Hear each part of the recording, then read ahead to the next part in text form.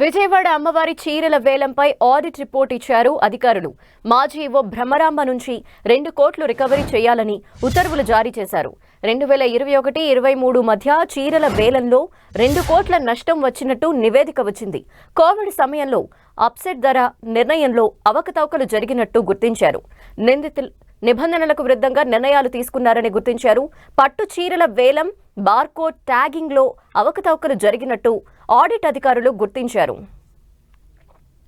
Details మా ప్రతినిధి నరసింహ అందిస్తారు. నరసింహ, దుర్గగుడి చీరల టెండర్ వ్యవహారం మరొకసారి చర్చనీయాంశంగా మారింది. ఏదైతే అమ్మవారికి సమర్పించినటువంటి చీరలకు సంబంధించి దాదాపు 2 కోట్ల మేర నష్టం వాటిల్లినట్లు కూడా ఆడిట్ విభాగం గుర్తించడం జరిగింది. ఇప్పటికే దీనికి సంబంధించి ప్రభుత్వానికి కూడా సమాచారం అందించింది. అయితే ప్రభుత్వం కూడా 2 కోట్లకు సంబంధించి రికవరీ చేయాలంటూ కూడా అటు అధికారులు ఆదేశించినట్లు కూడా మనకైతే సమాచారం అందుతుంది. ఏదైతే గతంలో దేవస్థానం అమ్మవారి సమర్పించినటువంటి చీరలను దేవస్థానమే అటు అధికారులు సిబ్బంది చేత విక్రయించడం జరిగింది. అయితే ఆ సమయంలో దాదాపు 5 కోట్ల పైన ఆదాయం అనేది వచ్చేది. కానీ 2021లో అప్పుడు ఇవ్వబడినటువంటి భ్రమరాంబ కేవలం 3 కోట్లకే ఆ టెండర్దారుకు కట్టబెట్టారంటూ కూడా ఆడిట్ విభాగం తన విచారణలో కూడా చెప్పడం జరిగింది. ప్రధానంగా ఏదైతే అప్పుడు దాదాపు 5 కోట్ల మేర ఆదాయం వచ్చేటువంటి చీరల విక్రయాలకు సంబంధించి 3 కోట్లకే ఏ విధంగా కట్టబెట్టారంటూ కూడా ఆడిట్ తమ విచారణలో కూడా వ్యక్తం చేసినటువంటి పరిస్థితి. అయితే ప్రధానంగా ఏదైతే కోవిడ్ సమయంలో అప్సెట్ ధర నిర్ణయంలో కూడా అవకతవకలు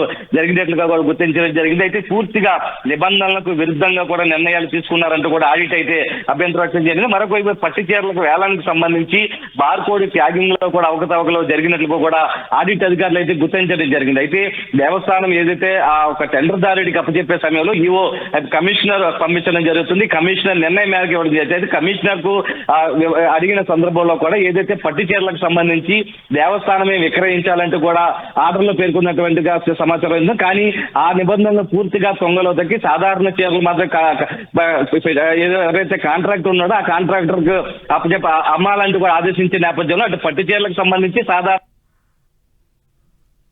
ఓకే, థ్యాంక్ యూ నరసింహరావు.